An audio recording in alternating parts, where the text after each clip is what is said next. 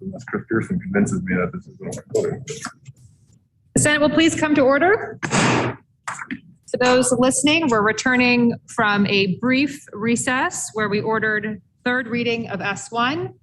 The senator from Windham is recognized. Thank you, Madam President. At this time, I ask that the rules be suspended and that S1 be placed in all remaining stages of passage. The senator from Windham has moved that the rules be suspended and S1 be placed in all remaining stages of passage. Are you ready for the question? Senators, kindly unmute. All those in favor, please say aye. Aye. Aye. Those opposed, nay. No. The ayes appear to have it. The ayes do have it, and you've suspended the rules and placed S1 in all remaining stages of passage. We have on the calendar for third reading, S1. Third reading was ordered today. Are there any amendments before third reading? The senator from Windham is recognized. Thank you, Madam President. And to my colleagues, I am so sorry for this delay. I hope that your time wasn't completely wasted, that you got some emails answered, some papers corrected, some calls returned, and maybe some turkeys sold. So hopefully it wasn't a complete waste of your time. There was some confusion. This was never a drafting error. There was some confusion when we changed from 30 to 45 about whether the 45 in consideration of the holidays was only that and that it would be 30 thereafter, or if it would continue to be 45 for the towns to relook at, to review any adopted amendment. So this simple amendment, even though it's simple, it looks pretty long, it is pretty simple, allows for a 45-day review, up to 45-day review on the initial adoption. And then after that, it would be at least every 30 days. The 45 days would put most towns, if they adopted something like this, at mid to late January. Towns have indicated that it might be inconvenient, but it is not cumbersome and is very doable. The 30 days is based on the same time period that the governor used when he changed his policies. As one town said, it assures that we don't get caught up in other things and then forget to review. So there are positive aspects to this 30 days also. So I would ask that we support the amendment, changing it to 45 days for the initial review time, and after that, every 30 days. Thank you, Madam President. Thank you, Senator. And for those listening, the amendment is on the Senate overview page. It has also been distributed to senators via email. So the question is, shall the bill be amended as moved by the senator from Windham? Are you ready for the question? Senators are kindly asked to unmute. All those in favor, please say aye. Aye. Those opposed, nay. No. The ayes appear to have it. The ayes do have it. And you've amended the bill as recommended by the senator from Windham. Are there any further amendments before third reading? Please listen to the third reading of S1. S1, an act relating to temporary municipal rules in response to COVID-19. The question now is, shall the bill pass as amended? Are you ready for the question? The senator from Rutland is recognized. Thank you, Madam President. And I also want to thank my chair of government operations, the senior senator from Windham, for setting up the time to take testimony on this bill last Friday. First, I think it's fair to say that we've had and continue to have conflicting and potentially confusing information from the CDC. Madam President, may I read from last Friday's edition of the New York Times? Okay. Last Friday, the New York Times published a CDC COVID-19 dashboard. And according to that dashboard, over the last 7 days, when looking at case, hospitalization, and death rates, there does not appear to be any present or convincing correlation between statewide mask mandates and better COVID metrics. The rankings I will reference now are expressed by the state's average case and hospitalization rates per 1,000 over the last 7 days. In terms of case rates, New Mexico, which does have a statewide mask mandate, is ranked second in the number of cases in the country. Conversely, among states with no statewide mask mandate, Texas, Louisiana, Alabama, and Florida rank 46, 47, 48, and 49th, respectively. In terms of hospitalization, Connecticut, which does have a statewide mask mandate, has the 46th lowest hospitalization rate, and yet Mississippi, Florida, and Louisiana, which don't have mask mandates, have fewer people in the hospital than Connecticut and are ranked 47th, 48th, and 49th.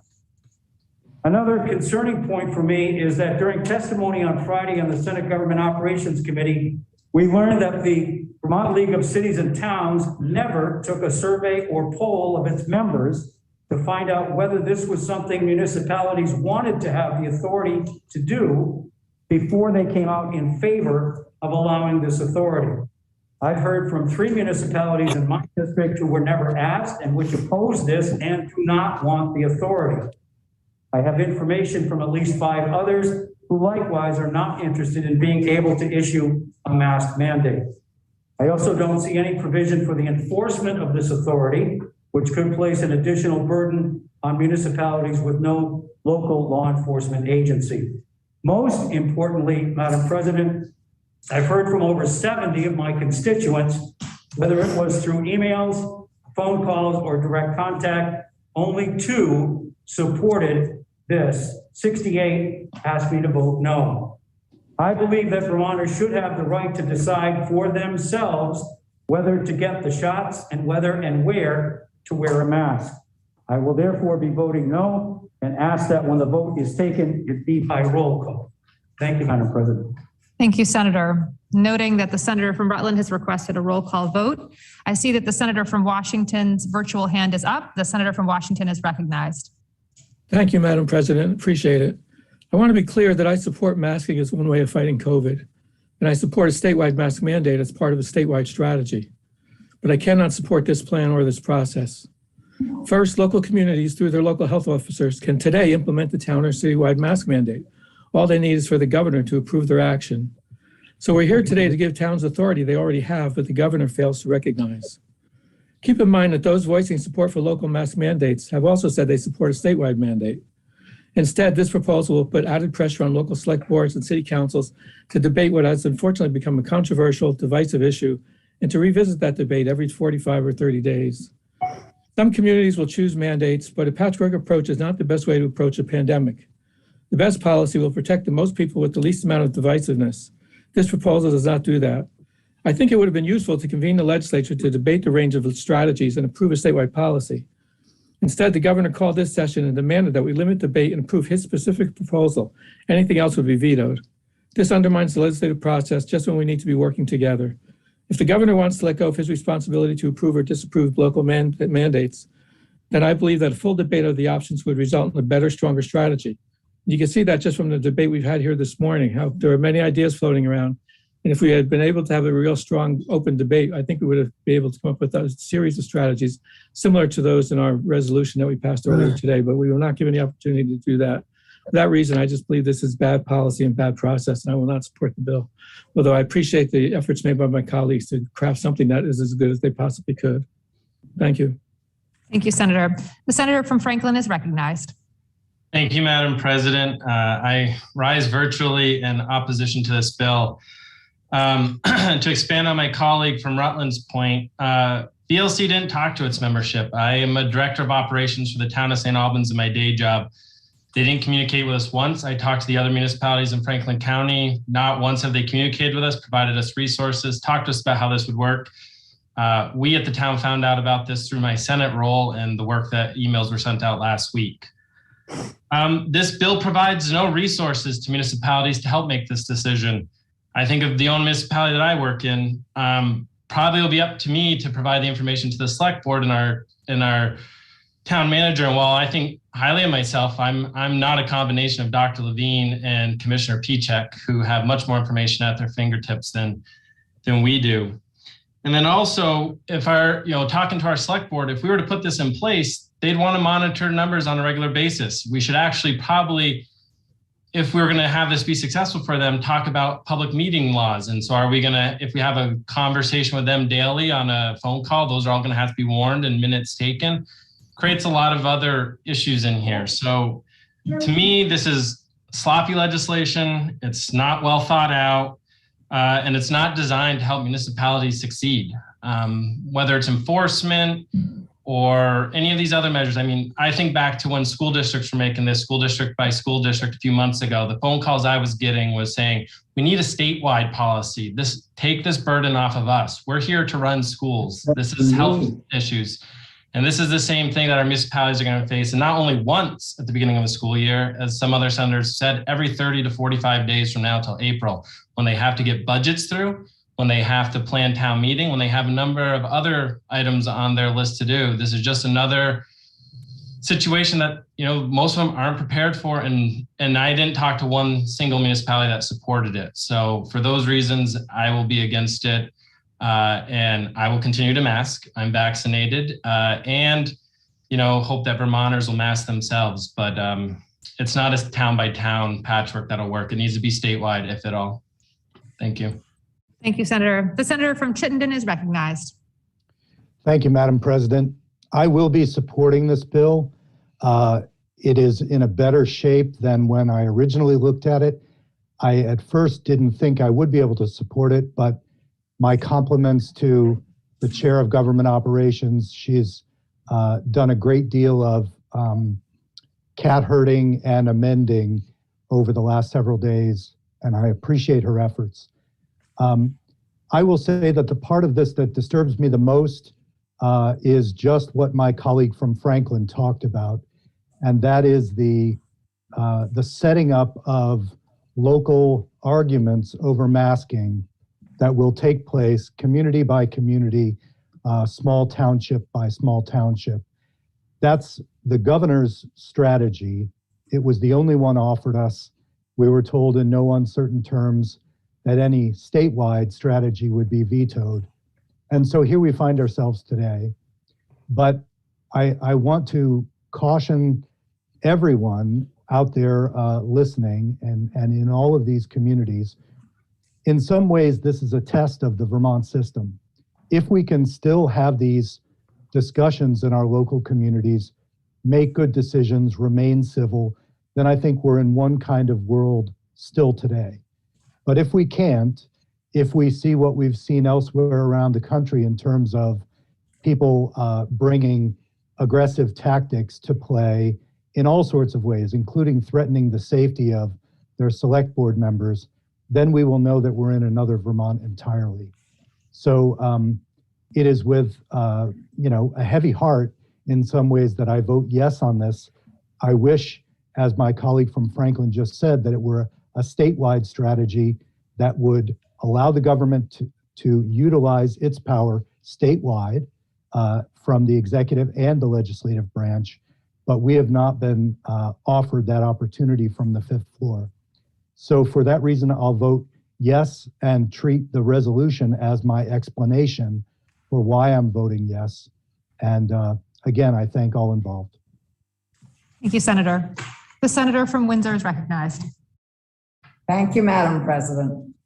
I couldn't agree with my colleague from Chittenden more fully. This is not the bill that we would love, but I will remind us this is the governor's proposal, as he is not willing to do this work. And so I will be supporting this bill. Some of our larger towns support the governor's proposal. And if we can save lives with this bill, it will have been worth it, imperfect as it is. We have a limited repertoire of possible responses to these surging cases. We have vaccinations, we have boosters, we have effective face coverings, we have social distancing and a full shutdown. Facial covering is helpful. Is it the be all and end all? No. Is it an annoyance? Yes. What does Vermont strong mean to us? It means we are resilient. We'll pull together to make it through. We're out for each other, caring about our community and our economy. This won't last forever. Vermonters are resilient and more capable of powering through this. If we can put up with mud season, surely we can put up with masks. Thank you. Thank you, Senator. The senator from Rutland has called a roll call vote or requested a roll call vote. And I want to recall that the question is, shall the bill pass as amended? Are you ready for the question? The senator from Caledonia is recognized. Thank you, Madam President. I think it must be remembered that we are about to allow small groups of people the ability to declare an emergency within their locality. This bill does not provide them any guidelines. It provides them with no financial support. It then allows 3, maybe 5, perhaps 6 or 7 individuals go through a subjective analysis and make a decision about whether their locality happens to be in a state of crisis. I am somewhat sympathetic to the argument of a statewide policy being in place as opposed to local patchwork development. But I would only be in favor of that if there was a rational basis for declaring a state of emergency, which we do not have. So why are we then placing in the hands of a small group of people in each locality a power that should only be wielded in circumstances where there is absolute proof of a crisis? I was watching the testimony presented to the Government Operations Committee. I applaud the committee for taking testimony, but as I was listening, I heard VLCT talking about its position. And I want to pause to note that I have great respect for the Vermont League of Cities and Towns and have often supported their efforts. I was somewhat scratching my head when I learned that only a couple of towns were talking and began to wonder about my own constituency. So I frantically started making phone calls to my town as I was listening to the testimony. And all the 23 towns in my district, no one had contacted me asking for this power. Of the 150 plus emails I've received from my constituents, no one has asked for this power. So where is this effort actually coming from? Interestingly enough, those towns that would like to have this, as you have heard, already have this option. They already have this option without this bill being passed. Whether they can clear it with the governor is another story, but we have vested the governor as the controlling trigger point for when a declaration of emergency should be declared, and for good reason. That is a powerful tool. It should only be used in the crisis situation that calls for it. It will not lead to peace and tranquility within our communities. Testimony was taken that the folks asking for this acknowledged it would produce conflict. We have taken that conflict away from state officials, and we have taken it away from ourselves with this bill, and we are now vesting it at the local level. But it will not be the select board members or the trustees who are going to be enforcing this. I dare say that many in this body have no idea where the town dividing line is between Kirby and St. Johnsbury. There won't be signs posted. Welcome to St. Johnsbury, wear your mask, it's mandatory. So who actually ends up on the front lines of enforcement? It will not be the select board. It will not be the police. It will be that minimum wage worker who's pushing the grocery cart across the parking lot that has to stop someone coming into a store.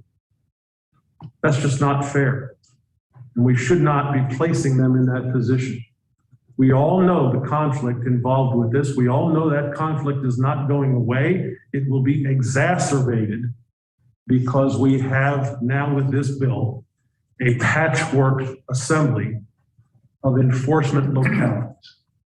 For that reason, Madam President, I'll be voting no. Thank you, Senator. The senator from Addison is recognized. Thank you, Madam President.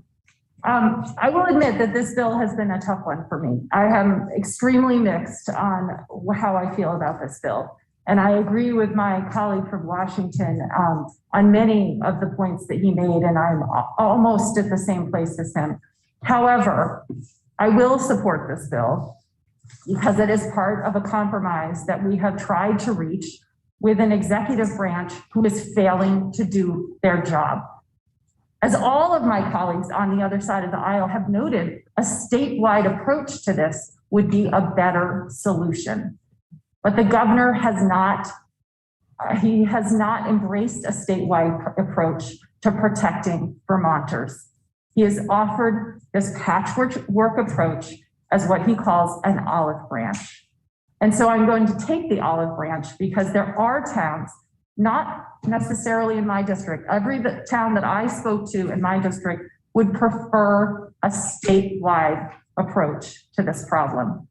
But because we can't get that, and because the governor will not exercise the authority that he has right now to approve local mask mandates through a local town health officer, he has already said he will not approve that, and that this is the only thing he will approve is this bill without a veto, then I will support this bill. I agree that a statewide approach is a better approach. I am concerned about the way that this will be impacting our towns. I have been a local school board member. I know how raucous it can be at the town level. And I am concerned about our local schools and our local select boards. But this is the only solution we have been offered. And I wish that we had a different option. I wish that the governor would exercise the authority that he has and allow the authority of locals to do what they can do. Short of that, this is the best we can do. And unfortunately, Madam President, I will support an inadequate solution to a huge problem in our state.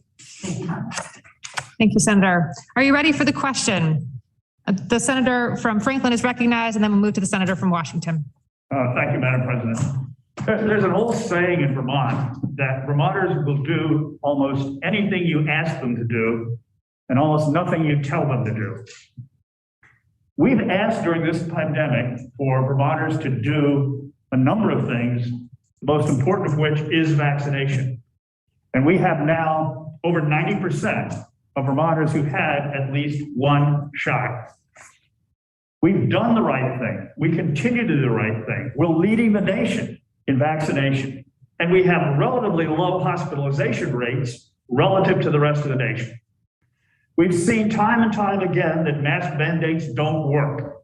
We've seen the examples of other states that have statewide mandates that have hospitalization rates higher than Vermont's consistently, whereas ours remains relatively low in the grand scheme of things.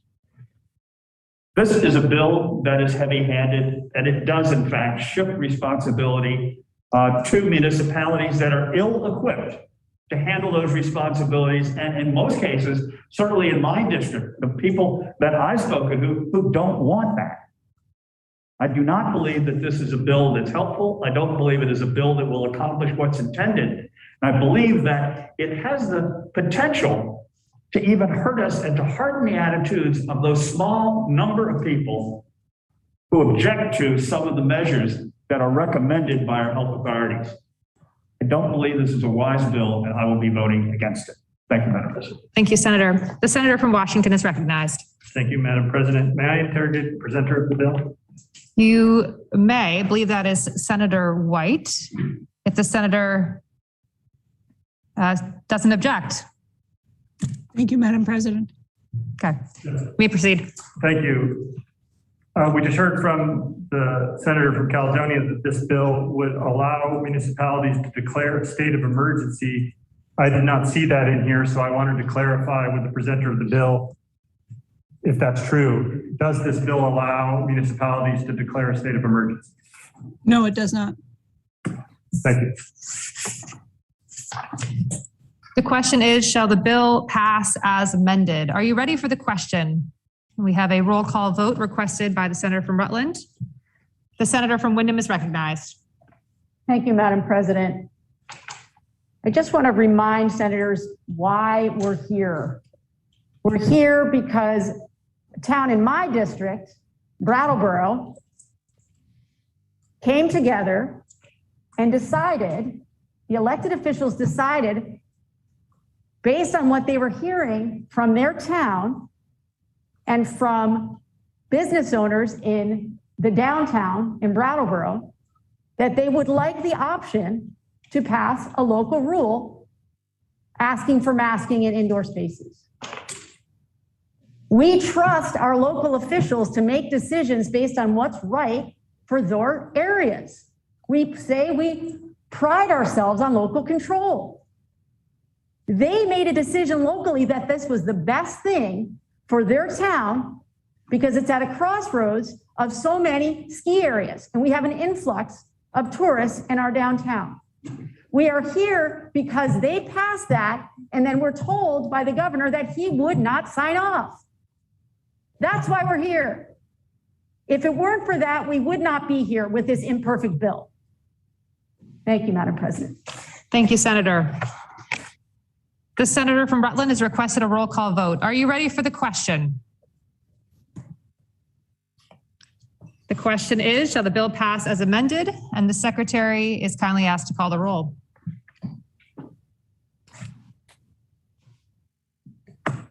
Senator Ballant. Yes. Senator Baruch. Yes. Senator Benning. No. Senator Bray. Yes. Senator Brock. No. Senator Campion. Yes.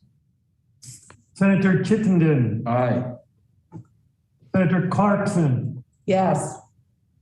Senator Collimore. No. Senator Cummings. Yes. Senator Hardy. Yes.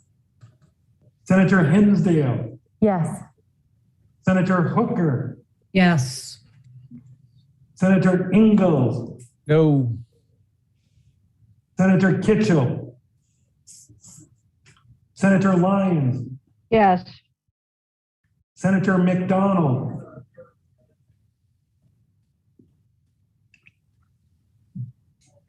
Kindly unmute, Senator. No. Senator Mazza. No.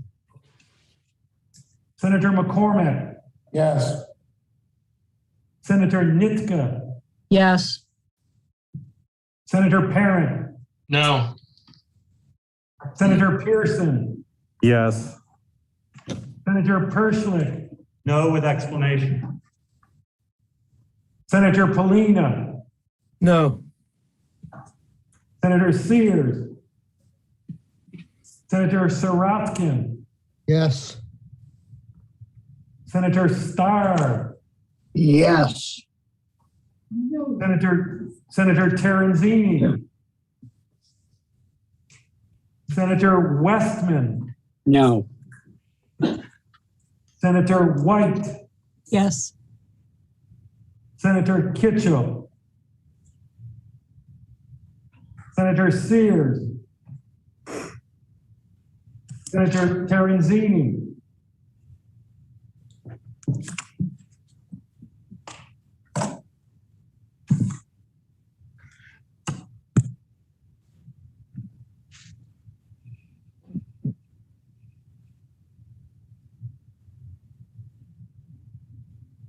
Please listen to the results of your vote. The yeas 17, the nays 10, and you've passed the bill as amended. And I will recognize now the senator from Washington for his explanation. Thank you, Madam President. I wanted to explain my vote for two reasons. One, I wanted to be clear that my no vote was not about the efficacy of masks or the appropriateness of mandates. We should be following the CDC and Department of Health guidelines on these mitigation measures. And secondly, because I believe this bill is poor governance and a potential dangerous precedent for future governance decisions. It is bad governance because without our normal legislative process, we are pushing a responsibility from the Department of Health and the executive branch, where I think without more legislative process, I think that's the appropriate place where it should be, upstream to our small select boards and city council. And it is a worrying precedent in that we are pushing this responsibility to the towns for the purpose of unnecessarily relieving the governor of his current responsibility to make this decision simply, as I understand it, because he does not want to. Thank you, Senator. As mentioned, the bill has been passed as amended, and the senator from Windham is recognized. Thank you, Madam President. I move that the rules be suspended and that JRS 1 be messaged to the House for S1. It is. Thank you, Senator. The senator from Windham has moved that the rules be suspended and S1, an act relating to temporary municipal rules in response to COVID-19, be messaged to the House forthwith. Are you ready for the question? Kindly unmute. All those in favor, please say aye. Aye. Aye. Aye. Those opposed, nay. The ayes have it, and you suspended the rules and messaged S1 to the House forthwith. The senator from Windham is recognized. Thank you, Madam President. I move that the Senate direct the secretary to inform the House that the Senate has completed the business of the special session and is ready to adjourn sine die. Senator, I believe we need a motion. We have a resolution to introduce. We have a resolution to introduce first, and then we will move to adjourn. Thank you, Madam President. So I'll be back to you. We have an adjournment resolution to take up at this time. JRS 1 relating to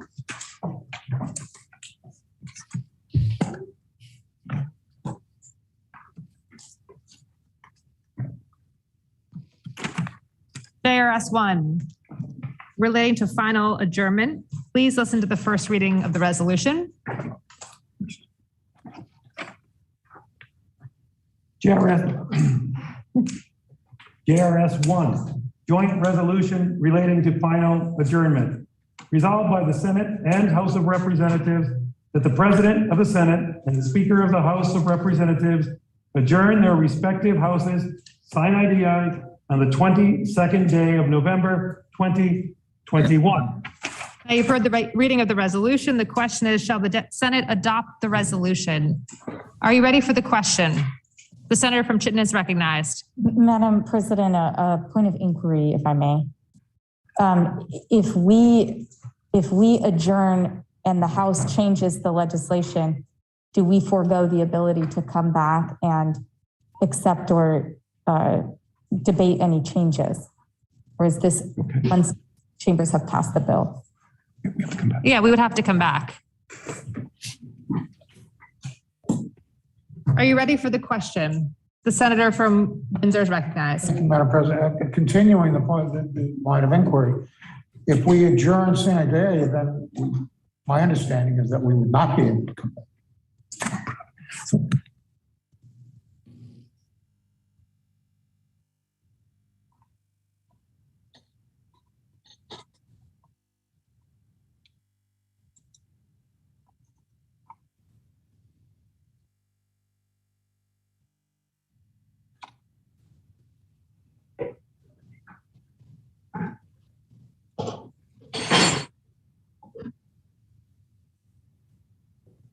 Okay. I appreciate the two questions. I will further clarify. The House will not pass the adjournment resolution if they make changes to the Senate bill, in which case we would both be coming back. So even if it is adopted today, the House would not adopt it and we would come back. Are there any further questions? Okay, then the question is, shall the Senate adopt the resolution? Are you ready for the question? All those in favor, please say aye. Aye. Those opposed, nay. The ayes have it, and you've adopted the resolution. The senator from Windham is now recognized. Thank you, Madam President. At this time, I move that the Senate direct the Secretary to inform the House that the Senate has completed the business of the special session and is ready to adjourn sine die pursuant to the provisions of JRS 1. I prefer to message that. Yes, I believe we need a rules suspension and messaging of JRS 1 before at this time.